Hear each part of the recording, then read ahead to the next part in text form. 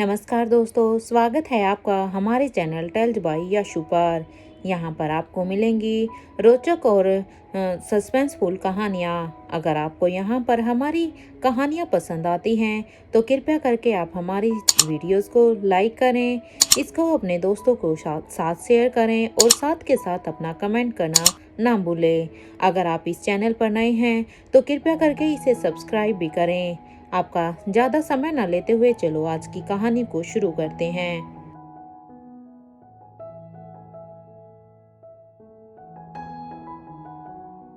पिछले एपिसोड में हमने सुना था कि जहां पर अभी एनी, जॉन और किंग की स्टैचू ने अभी आसमान की फाइट को अपने नाम कर लिया था, उन्होंने उसे जीत लिया था। तो वहीं स्वाति मल्होत्रा और रोहित ने भी अब तक पानी वाली फाइट को अब तक जीत लिया था, लेकिन अभी एक जंग बाकी थी जो कि अभी लैंड पर चली हुई थी, क्योंकि सभी यहाँ पर अभी बराबर की टक्कर दे रहे थे।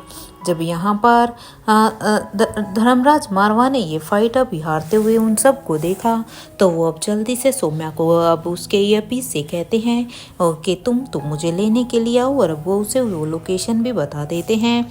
इधर अब यहाँ पर अनिका का वो गरुड़ जो कि अनिका को यहाँ पर लेकर आया था, वो अब अनिका को ये बातें बता देता है। इधर अनिका भी अब वहाँ का सारा काम छोड़कर अब वो उसी लोकेशन की तरफ बढ़ जाती है जिस तरफ यहाँ पर सौम्या अपनी गाड़ी को लेकर गई थी।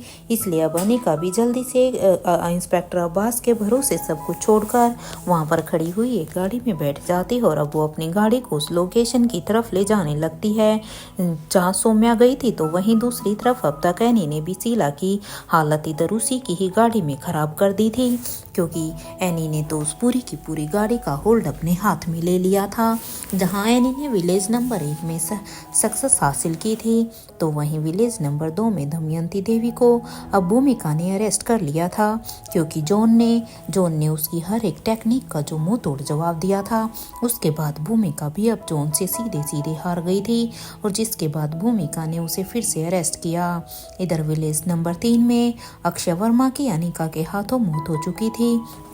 तो वही महेंद्र अभी आकांक्षा के कब्जे में था, जिसे आकांक्षा ने अर्जुन सिंह को दे दिया था, क्योंकि आकांक्षा ने अभी उसे कैद करके, जो कि अर्जुन सिंह एक इंडियन स्पेशल डिपार्टमेंट का आदमी था, इसलिए अर्जुन सिंह ने उसे अपनी इंफॉर्मेशन निकलवाने के लिए अपने कब्जे में लिया। यहाँ महेंद्र अब उससे रिक्वेस्ट कर रहा था कि मुझे बस एक बार धनंजय भाई से मिलवा दीजिए। यहाँ अर्जुन सिंह अब उसकी इस बात को सुनकर कहता है कि अभी अपना मुंह बंद रखो, वरना इस रिवॉल्वर की सारी गोलियां तुम्हारे मुंह में डाल दूंगा, इसलिए अपना मुंह बंद रखो। और अगर तुम अपना मुंह खोलो तो बस ये बताओ कि इस वायरस का एंटीडोट क्या है, क्योंकि अगर तुम लोगों ने इस वायरस को बनाया है तो इसके एंटीडोट के बारे में भी तो तुम्हें पता होगा। अगर तुम सच में मुंह खोलना ही चाहते हो तो मैं चाहता हूँ तुम्हारा मुंह बस तभी खुले जब तुम इसके एंटीडोट के मुझे बता दो। अर्जुन सिंह की अब इस बात को सुनकर तो अब वहाँ पर आकांक्षा बिल्कुल ही हैरान हो जाती है। वो भी यही सोचती है कि ये उसके साथ तो अलग ही रूप में था, और अभी एक सीरियस ऑफिसर, लाइक सीरियसली। इधर विलेज नंबर 5 में सौम्या तो वहां से जा चुकी थी, तो वहीं बूढ़े किंग के फाइटर ने सरजी के फाइटर को वहां पर मार गिराया था। वहीं विलेज नंबर 7 में स्वाति और करण ने उन फाइटर को मार गिराया था। स्वाति अब आसपास देखने की कोशिश कर रही थी, तो उसका वहां पर गरुड़ दिखाई देता है, जो कि उसे सारी ही बातें बता देता है, सारी ही अपडेट उसे दे देता है। गरुड़ की बातों को सुनकर अब स्वाति एक गहरी सोच में थी। तभी उसे पीछे से अब एक आवाज आती है कि स्वाति तुम ही हो ना। अब यहाँ पर यह आवाज किसी और की नहीं बल्कि करण की थी। अब करण की इस आवाज को सुनकर स्वाति जब पीछे मुड़कर देखती है तो उसकी नजर अब सीधा ही करण पर ही टिक जाती है। करण को भी सिर्फ अब स्वाति की आंखें ही दिखाई दे रही थी, क्योंकि स्वाति ने अपने पूरे ही चेहरे को छिपाया हुआ था, बस उसकी आंखें ही दिखाई दे रही थी। जहां पर बरसों के बाद शायद स्वाति और करण अब आमने सामने आए थे। उनके मिलन की घड़ी मानो आज ही थी। जब गरुड़ ने ये सब देखा तो वो अब अपने आसपास कुछ ढूंढने लगता है कि तभी उसकी नज़र अब एक पेड़ पर जाती है, और वो गरुड़ अब वहाँ पर जाकर उस पेड़ की ढाली पर बैठ जाता है, और अब वो उसे हिलाने लगता है। स्वाति जैसे ही गरुड़ अब वहां पर उस पेड़ को हिलाने लगता है, तभी उस स्वाति और करण के ऊपर वहां पर उस पेड़ की फूलों की और पत्तों की बारिश होने लगती है। दोनों एक दूसरे की आंखों में कहीं डूब से जाते हैं। उनके मिलन से तो जैसे आज गरुड़ भी बहुत ही खुश था, जैसे गरुड़ ने भी ना जाने कितने ही वर्षों तक इस पल का इंतजार किया हो। वहीं दूसरी तरफ इधर विलेज नंबर 8 में सभी फाइट को अब जीत चुके थे। जब यशवंत मल्होत्रा ने ये सब जब अपनी स्क्रीन पर देखा तो उसकी आंखों में अब गुस्सा साफ साफ दिखाई दे रहा था। वो इधर बेसमेंट की तरफ अब गुस्से में जाने लगते हैं। कुछ ही देर में के बाद जब वो वहाँ बेसमेंट में पहुँचते हैं तो उन्हें पता था कि कितनी स्पीड से उन्हें अपनी गाड़ी को चलाना है, क्योंकि आज वो गुस्से से यहाँ से खुद ही निकलना चाहते थे। उनके इस गुस्से को देखकर आज ऐसा लग रहा था जैसे आज वो खुद ही इस फाइट में उतरना चाहते हों। यहाँ यशवंत मल्होत्रा ने अभी अपने पाँव को एक्सीलेटर पर रखा और अब वो जल्दी से अपनी गाड़ी को फुल स्पीड पर करते हैं और वो अपनी पॉकेट से अब एक रिमोट को निकालकर उसके बटन को प्रेस कर देते हैं, जिससे कि सामने का शटर अब उस बटन के प्रेस करने से एकदम से ही खुल जाता है। और इधर यशवंत, क्योंकि उन्होंने तो अपना पैर अब पूरा एक्सीलेटर पर दबाया हुआ था, इसलिए वो पूरी स्पीड के साथ ये शटर खुलते ही यशवंत मल्होत्रा अब अपनी गाड़ी को वहां से लेकर जाने लगते हैं। वो जितनी स्पीड से वो उस गाड़ी को लेकर गए थे वो सभी के ऊपर अब धूल उड़ा कर गए थे। रोहित भी इधर जल्दी से वहां पर खड़ी एक गाड़ी में बैठ जाता है और अब वो इधर यशवंत मल्होत्रा का ही पीछे करने लगता है, क्योंकि यहाँ पर किसी को भी नहीं पता था कि यहाँ बेसमेंट में यहाँ किसी इस घर में यशवंत मल्होत्रा भी छिपा हुआ था। क्यों, इसलिए अब यहाँ पर किसी को इस तरह से निकलकर भागता हुआ देखकर रोहित अब उसका पीछा करने लगता है। तो वहीं अब धनंजय पीरामल भी अब प्रीति के पास जाते हैं और अब वो उन सभी से ही कहते हैं, अच्छा साथ दिया तुमने प्रीति, सच में बेटा तुम बहुत ही ब्रेव लड़की हो, मेरा थैंक यू सो मच। इस बात को सुनकर प्रीति कहती है, इट्स ओके अंकल। या ओमकार को तो एक सदमा ही लगा हुआ था कि ये सब क्या हो रहा है। उसे तो पता ही नहीं था कि सच में प्रीति कितनी अच्छी फाइट करती है। प्रीति खुद उसकी बहन अनिका की तरह एक अच्छी फाइटर है। जिस तरह से अनिका अपनी फाइट में इतनी बेस्ट है, उस तरह प्रीति भी कोई कम नहीं थी। इसलिए उसकी तो आंखें अभी भी फटी की फटी ही थी और उसका मुंह खुला का खुला था। उसे अब भी यकीन नहीं हो रहा था कि वो प्रीति कितनी अच्छी डॉक्टर होने के साथ साथ वो एक फाइटर भी थी। इधर धनंजय पीरामल अब अपने बच्चों से को सही सलामत देखकर अब वो उनसे कहते हैं, तुम सभी अब यहाँ से चलो। तो ये सुनते ही अब प्रीति कहती है, क्या मैं आयशा आंटी को यहाँ छोड़ जाऊँ? मेरा मतलब है कि आपकी हेल्प करने के लिए अगर आयशा आंटी यहाँ पर रहेगी तो उससे आपकी हेल्प भी हो जाएगी। प्रीति की इस बात पर अब धनंजय पीरामल कहते हैं, ठीक है छोड़ जाओ, लेकिन इस वक्त आप सभी सेफली जाइए। अब धनंजय की ये बात सेफली जाइए। अब ये सुनते ही अब इधर धनंजय पीरामल भी अब उन सभी को गुलेरिया हाउस के चोपर में बिठा देते हैं, क्योंकि सबसे पहले वो इन सबको यहाँ से सेफली वापस इंडिया में भेजना चाहते थे। और अब धनंजय उनसे कहता है, अभी तुम सभी ऐसा करो, तुम सभी अभी इंडिया मत जाओ, तुम सभी अभी यहीं पर पेरिस में ही रहना। ये कहते हुए ही धनंजय पीरामल अब राहुल को देखते हुए ही कहते हैं, इन्हें वहीं पर ही लेकर जाओ। अब धनंजय की इस बात को सुनकर अब राहुल कहता है, ठीक है ताऊ जी, आप वहाँ पर मिलने आइएगा ना। इस बात को सुनकर अब धनंजय पीरामल हाँ में अपना सिर हिला देते हैं, क्योंकि राहुल अच्छी तरह से जानता था कि उन्हें अब इन सबको कहाँ लेकर जाना था। अब इतनी सब बातें होने के बाद कुछ ही देर में अब वो चोपर अब आसमान में उड़ने लगता है, क्योंकि धनंजय ने इन सबको सेफली यहाँ से अब भेज दिया था। यहाँ पर सिर्फ अब धनंजय पीरामल और आयशा मारवा का क्लोन ही यहाँ पर थे।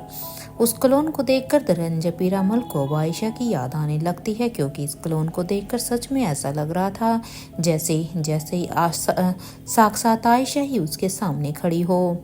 अब तक धीरे धीरे यहाँ पर इन्फेक्टेड लोग, जो कि अब उन पंखड़ियों की बारिश की वजह से अपना आपा सा खो बैठे थे, वो भी अब उन्हें भी यहाँ पर होश आने लगता है, क्योंकि वो पूरी तरह से शांत हो चुके थे। और अब वो सभी अब वहाँ पर होश आने के बाद अब आवाज़ निकालने लगते हैं। उनकी आवाज़ को सुनकर सभी अब उस तरफ देखने लगते हैं, तो वो सभी अब धीरे धीरे अपनी जगह पर उठ रहे थे। उन सभी को इस तरह से खड़ा होता देखकर तो अब स्वाति मल्होत्रा और करण भी अब अपने सेंस में आते हैं। स्वाति मल्होत्रा अब करण से कहती है, अब चलो जल्दी से यहाँ से, ये सारे ही लोग जाग गए हैं। अब स्वाति की ये बात को सुनकर तो अब करण कहीं खो सा गया था। वो बस उसकी आवाज़ को ही सुन रहा था, क्योंकि ये आवाज़ उसने इतने बरसों के बाद जो सुनी थी। क्योंकि करण तो शायद इस आवाज़ को सुनने के लिए ही इतना तड़प रहा था। जब से उसे स्वाति मल्होत्रा की मौत की खबर पता चली थी, तब से तो करण पूरी तरह से टूट गया था। उसने कभी सोचा भी नहीं था कि वो स्वाति की आवाज़ फिर से कभी अपनी लाइफ में सुन पाएगा। अब इतना कहने के बाद इधर स्वाति ने भी जल्दी से अब अपने चॉपर को फिर से वो उस चॉपर को विजिबल कर देती है और अब वो उसमें जाकर बैठ जाती है। तो वहीं अब वो अपने हाथ को अब करण की तरफ आगे बढ़ाते हुए कहती है, करण जल्दी करो, इससे पहले कि वो सभी हमारे पास आ जाएं। अब स्वाति मल्होत्रा की ये बात सुनते ही अब करण गुलेरिया फिर से अपने सेंस में आते हैं और अब करण गुलेरिया अब पीछे की तरफ देखते हैं तो वो इन्फेक्टेड लोग तो पहले से और भी ज़्यादा अब भयानक हो गए थे, क्योंकि इन पंखड़ियों की वजह से वो बस कुछ पल के लिए शांत हुए थे। इसलिए अब वो जल्दी से अपने हाथ को अब स्वाति के हाथ में रखते हैं और अब वो अंदर आ जाते हैं। उन्हें तो ये किसी सपने से कम नहीं लग रहा था। उन्हें तो अब ऐसा लग रहा था कि ये सच में उनका कोई देखा हुआ सपना ही है, जिसे वो आज तक ना जाने कितनी बार ही देख चुके थे। कुछ ही देर में उनकी नींद अब अचानक से खुली हो जैसे, और अब यही सपना अब टूट जाएगा। इसलिए अब करण गुलेरिया को अपनी किस्मत पर भी यकीन नहीं होता, क्योंकि वो उसे सपने की तरह ही देख रहे थे। कहीं अब वो यही सोच रहे थे कि कहीं स्वाति अब फिर से उससे एक पल के लिए फिर से दूर ना हो जाए। इधर स्वाति भी अब अपने सामने के नज़ारे को देखकर अब बहुत ही परेशान हो रही थी और अब वो अपने मन में ही यही सोचती है, क्या राघव ने एंटीडोट बना लिया होगा या नहीं, क्योंकि अब ये एंटीडोट बनना बहुत ही ज़रूरी हो गया है। स्वाति अभी ये सोच ही रही थी कि तभी स्वाति की नज़र अब वहाँ पर नदी में जाती है, तो उसे उस नदी के पास वहीं फिर से फूल दिखाई दे रहे थे, जिनकी वजह से ये लोग कुछ देर के लिए शांत हो गए थे। उन फूलों को वहां पर देखकर कुछ देर तक सोचने के बाद स्वाति अब करण से कहती है, तुम सभी को ईयरपीस पर एक मैसेज दे दो कि कुछ भी करके वो लोग सभी इन इन्फेक्टेड लोगों को उस नदी के अंदर जंप करवा दें। अब ये सुनते ही अब करण गुलेरिया भी कहते हैं, क्या ये बहुत रिस्की नहीं होगा स्वाति, क्योंकि ये तो बहुत ही रिस्की हो सकता है। इस बात को सुनकर अब स्वाति मल्होत्रा कहती है कि तुम कब से रिस्क लेने से डरने लगे करण, यकीन मानो किसी को कुछ भी नहीं होगा, बस मैंने तुम्हें जो बोला है तुम बस वो काम करो। अब स्वाति की इस बात को सुनकर अब करण गुलेरिया अब अपने ईयरपीस पर अब धनंजय पीरामल और बूढ़े किंग के उस फाइटर से कहते हैं कि कुछ भी करके इन सभी इन्फेक्टेड लोगों को उस बहती हुई नदी तक पहुंचाना होगा। इस बात पर अब धनंजय पीरामल कहते हैं, आर यू श्योर करण। अब धनंजय की ये बात सुनते ही अब करण गुलेरिया ने कहा कि हाँ, तुम्हारी बेस्ट फ्रेंड ने कहा है ये सब करने के लिए। करण की इस बात को सुनकर तो अब धनंजय पीरामल के चेहरे पर एक स्माइल आ जाती है, और क्योंकि वो अब समझ जाते हैं कि आखिर करण अब किसके साथ हैं। अब वो अपने मन में सोचते हैं कि बरसों बाद आखिरकार मेरे दोस्त का इंतज़ार अब ख़त्म हुआ, और अब वो उसे कहते हैं ठीक है, ट्राई करते हैं। वहाँ अब तक बूढ़े किंग के फाइटर ने भी जब ये सुना तो वो अब अपने ईयरपीस से लक्ष्य को कहते हैं कि कोशिश करो कि सारे के सारे इन्फेक्टेड लोगों को नदी तक पहुंचा दो, खतरा टल जाएगा। और हाँ, इस मैसेज को जहां तक पहुंचा सको वहां आगे तक पहुंचा दो सभी गांव में। अब उसकी ये बात सुनते ही लक्ष्य ने कहा ओके, और इधर लक्ष्य भी इतना कहने के बाद अब इस बात को अब अर्जुन सिंह तक पहुंचा देता है, और वहीं अर्जुन सिंह अब इस बात को इंस्पेक्टर अब्बास तक, इसके बाद भूमिका और उससे होते हुए ये बात अब चिराग तक पहुंच जाती है। अब धीरे धीरे ये बात करके अब सभी के पास ही पहुंच गई थी।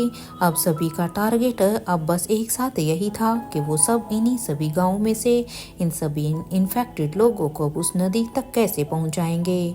वहीं दूसरी तरफ अब तक इधर रोहित के पैलेस में राजीव गुलेरिया जब आकाश के साथ जब किचन में आया था तो उसने उससे पूछा कि तुम क्या बात करना चाहते हो, लेकिन जब आकाश ने उससे कोई कुछ भी नहीं कहा, सिर्फ उसने नाम में अपना सिर हिला दिया, तो अब राजीव गुलेरिया आकाश से गुस्सा करते हुए अब वो सीधा ही आलिशा के रूम की तरफ बढ़ जाता है। कुछ ही देर के वॉकिंग डिस्टेंस के बाद अब वो आलिशा के कमरे के सामने खड़ा था, जहाँ आकाश अभी भी उसे रोकने की कोशिश कर रहा था। अब इस बार तो राजीव गुलेरिया ने अब आकाश को तेज से डांट लगाते हुए कहा, अगर अब तुम्हारा मुंह बंद नहीं हुआ ना आकाश, तो मैं भूल जाऊंगा कि तुम मेरे बेटे हो, क्योंकि तुम तब से मुझे परेशान कर रहे हो कि तुम मुझे कुछ बताना चाहते हो, लेकिन तुम कुछ कह भी नहीं रही हो। तुम्हारी माँ जितना पेशेंस नहीं है मेरे अंदर, क्योंकि मैं मानता हूँ तुम्हारी माँ में बहुत ही पेशेंस है, लेकिन अब तुम मेरे पेशेंस का और टेस्ट मत लो। इतने वक्त से तुम मेरा दिमाग खराब कर रहे हो।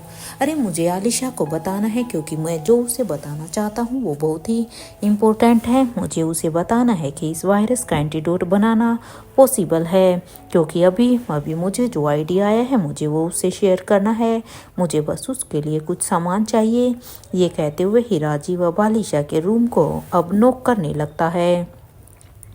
कुछ देर की नॉक करने के बाद जब सामने से दरवाज़ा नहीं खुला, तो अब यहाँ पर राजीव गुलेरिया और भी परेशान हो जाता है और अब वो ज़ोर ज़ोर से कवीना आलिशा के कमरे के दरवाजे को नॉक करने लगता है। और साथ ही अब वो चिल्ला भी रहे थे, आलिशा बेटा तुम ठीक तो हो ना, दरवाज़ा खोलो। देखो आलिशा, अपने पापा को माफ़ कर दो। मुझे पता है कि मुझसे एक बहुत बड़ी गलती हो गई है। प्लीज़ दरवाज़ा खोलो। बेटा ऐसी भी क्या नाराज़गी कि क्या तुम अब अपने पापा की बात भी नहीं सुनोगी। प्लीज़ बेटा मेरी बात सुनो। इधर आलिशा, जो कि अभी अपने कमरे में आकर चेंज कर रही थी, वो भी अपने पापा की ये बात सुनकर सीधा ही बाथरूम से बाहर आ गई थी। उसे अब राजीव गुलेरिया पर सच में बहुत गुस्सा आ रहा था। वो इसलिए जल्दी से अब अपने कबर्ड से अपनी फाइटिंग आउटफिट को रखती है, अपनी कबर्ड में अपनी फाइटिंग आउटफिट को रखती है और अब वो भागते हुए दरवाजे के पास आकर उसे खोलकर सीधा ही राजीव गुलेरिया से कहती है, व्हाट्स रॉन्ग विद यू? आपके अंदर बिल्कुल भी पेशेंस नहीं है क्या? आप तब से मेरे दरवाजे को बजाए जा रहे हैं। अरे हम बाथरूम में थे।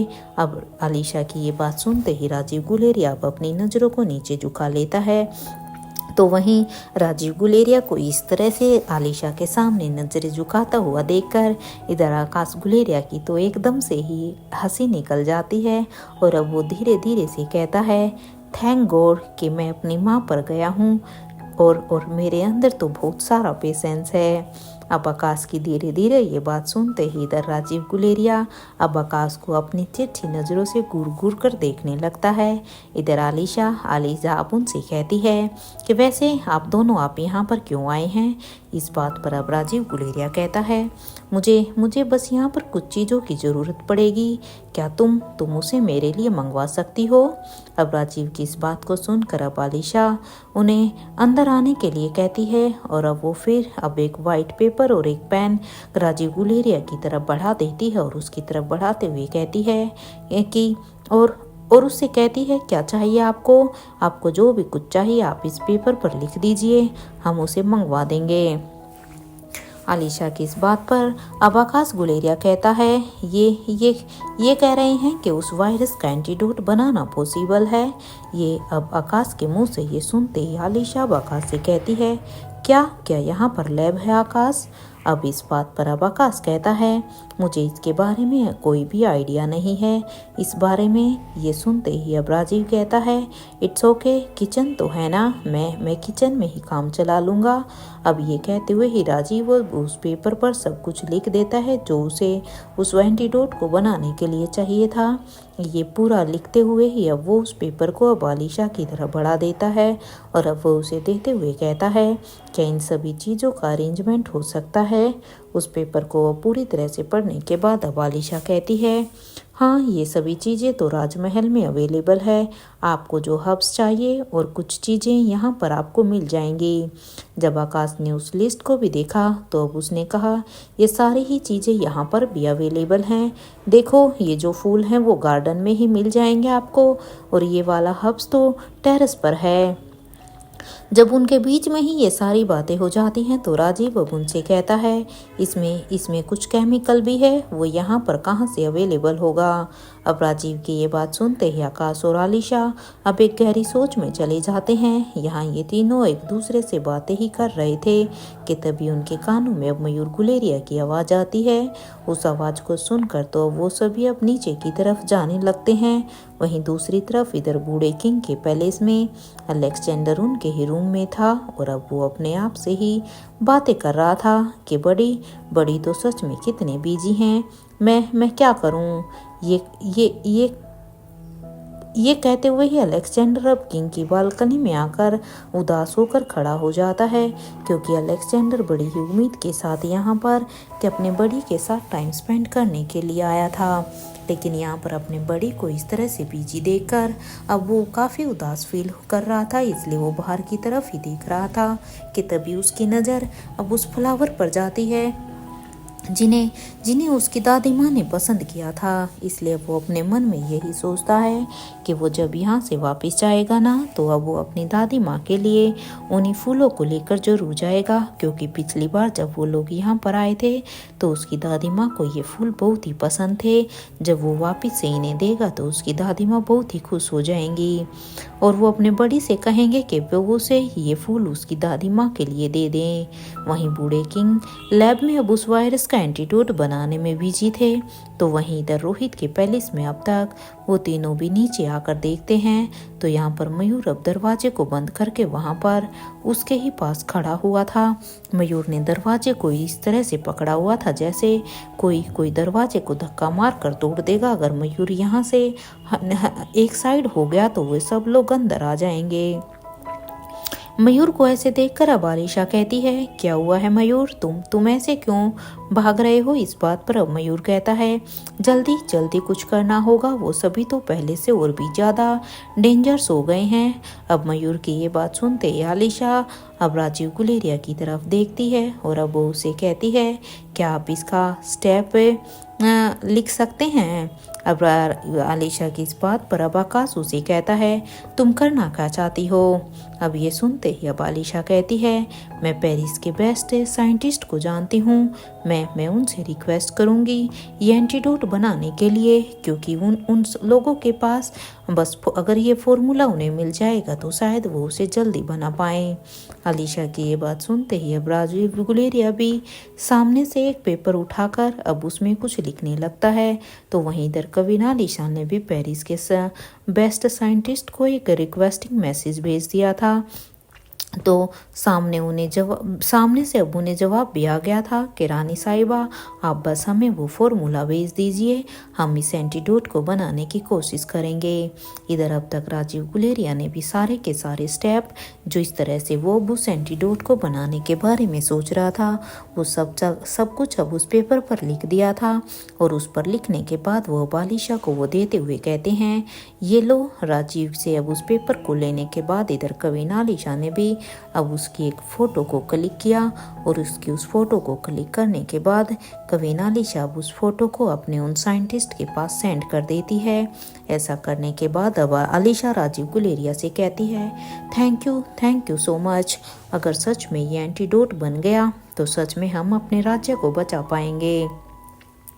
ये सुनते ही इधर अब राजीव गुलेरिया कहता है, एक बार बन तो जाने दो। अब उसकी इस बात पर अब आलिशा कहती है, वो तो बात की बात है, एटलीस्ट आपने कोशिश की, हमारे लिए तो वही काफ़ी है। यहाँ पर जब आकाश की नज़र अब आलिशा के गले पर जाती है तो वहाँ पर अभी कुछ निशान थे। उन निशानों को देखकर अब आकाश को उसकी बहुत ही चिंता हो रही थी, तो वहीं आलिशा को अभी अपनी प्रजा की बहुत ही चिंता हो रही थी, क्योंकि आलिशा के गले पर जख्म था, क्योंकि वो फाइट करते हुए उसके गले पर ये चोट लग गई थी, लेकिन वो बस अभी अपने देश के लोगों के बारे में ही सोच रही थी। उसे अपनी चोट की बिल्कुल भी परवाह ही नहीं थी। यहाँ राजीव गुलेरिया ने अब अपने हाथ में जो बैंड पहना हुआ था उसे अब वो ढूंढने लगता है और अब वो आकाश से कहता है, मैंने एक बैंड पहना हुआ था, वो कहाँ है। अब राजीव गुलेरिया की ये बात सुनते ही अब आलिशा को याद आता है और अब वो कहती है, आपके हाथ में जो बैंड था उसे अनिका ने हमें दिया था, उसे हमने पहन लिया था। ये सुनते ही अब राजीव ने उससे कहा, क्या वो बैंड मुझे मिलेगा। अब राजीव गुलेरिया की इस बात पर अब आलिशा उस बैंड को अपने हाथ से निकालकर अब राजीव गुलेरिया को दे देती है। राजीव गुलेरिया भी अब उसे अपने हाथ में लेकर अब वो किचन की तरफ जाने लगता है। अब राजीव गुलेरिया को इस तरह से जाता हुआ देखकर अब मयूर गुलेरिया कहता है, लगता है राजीव चाचा को भूख लग गई है। ये सुनते ही अब आकाश और आलिशा दोनों ही अब मयूर की तरफ देखने लगते हैं। उन्हें देखकर अब मयूर कहता है कि ऐसे क्या देख रहे हो तुम दोनों, मुझे कुछ गलत कहा है क्या मैंने।